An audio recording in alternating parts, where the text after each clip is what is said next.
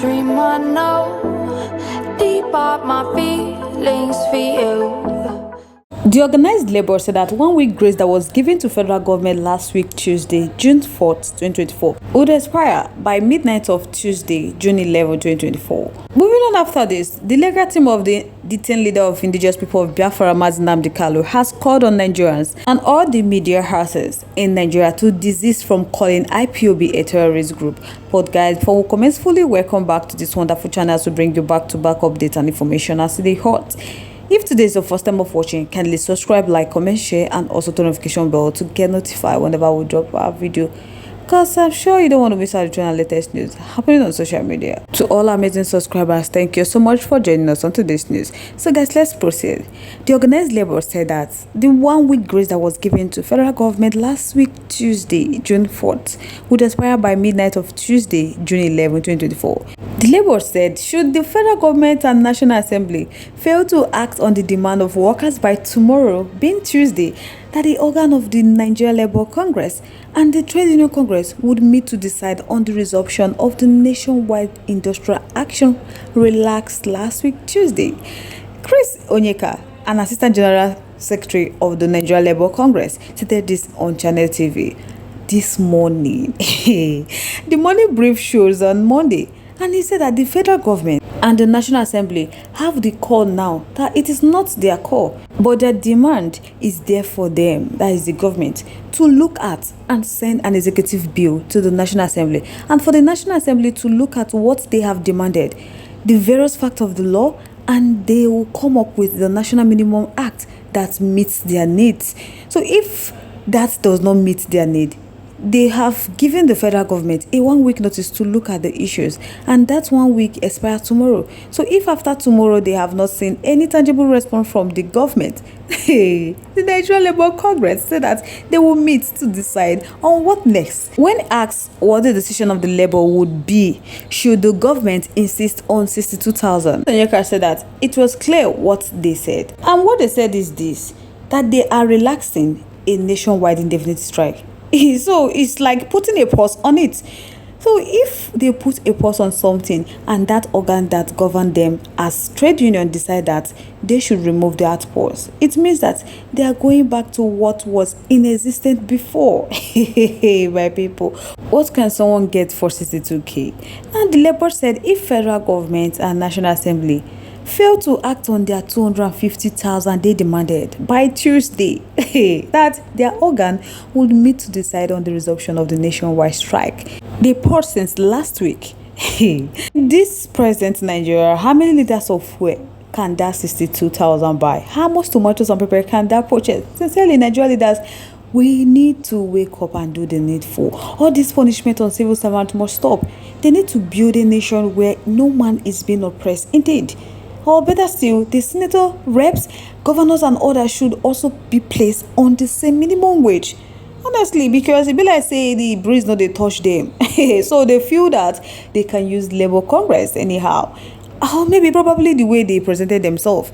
Because how can they be punishing them like this? Just imagine they commissioned a 21 billion project for one person's house, that is the vice president, but they can't pay civil servants a good living wage. Nigeria Labour Congress demand for 100,000 as monthly salary is not too much, because even that money no reach anything for a man with wife and 2 children. Federal government should please have mercy. They don't feel the heat where the masses they feel. Minimum wages 62k for person wey get 4 children. Omo, these people no care about the citizens at all. But now the citizens they beg Nigeria Labour Congress anything wey they want to do, may they do, but may they no touch light. That is the most important thing, and security as well, because if they off light, everywhere go dark, and most of them will suffer it. So guys, I would like to know your thoughts, your contributions, opinions are in the comment section. I would love to hear from you. Let's keep the conversation live in our comment section. Moving on to the next one. The legal team of the detained leader of indigenous people of Biafra, Wãtñing, has called on Nigerians and all the media houses in Nigeria to desist from calling IPOB a terrorist group. This is contained in a legal notice dated June 7, 2024, when they addressed to all the media and general public, governments and agencies, and it was signed by Aloy Ejimako, for Nnamdi Kalu's legal team. So the team, which said that the legal notice was issued under authority and instruction, warned that any person, media houses, and government agencies that continue calling IPOB a terrorist group will face litigations. The team stated that those calling IPOB a terrorist organization has nothing or any evidence that IPOB has ever engaged in any terrorist activities. More so when a high court has ruled that IPOB is not a terrorist organization. So the statement partly read that Nnamdi Kalu's legal team is under firm instruction from their client to issue this final warning to all persons, and instructions still referring to IPOB as a terrorist organization. Henceforth, they said any further reference to IPOB as terrorists will be met, and they will not take it lightly with the persons. They are going to apply lawful measures as well. So this is because there is a subsisting judgment of a competent high court in Nigeria, which ruled that IPOB's proscription and declaration as a terrorist group by Buhari is illegal, discriminatory, and unconstitutional. So compliance with this judgment strictly demand that IPOB should no longer be referred to as a terrorist organization, because they said that since 2017, that after the so-called proscription of IPOB, that no single alleged IPOB member has been convicted of any terrorist acts despite thousands of arrests, abductions, several torture, false flag, and extrajudicial killings leveled against the alleged member. So according to them, they said they hereby demand that the general public, presidency, Nigeria Army, Nigeria Police, and any area media houses desist from attaching such defamatory and prejudicial label to IPOB led by Nnamdi Kalu. So in a road judgment order delivered by Justice A.O. Onovo of the Enugu State High Court in suit number E/20/2023, the court declared that the proscription of IPOB as a terrorist organization is illegal, unconstitutional, and null and void.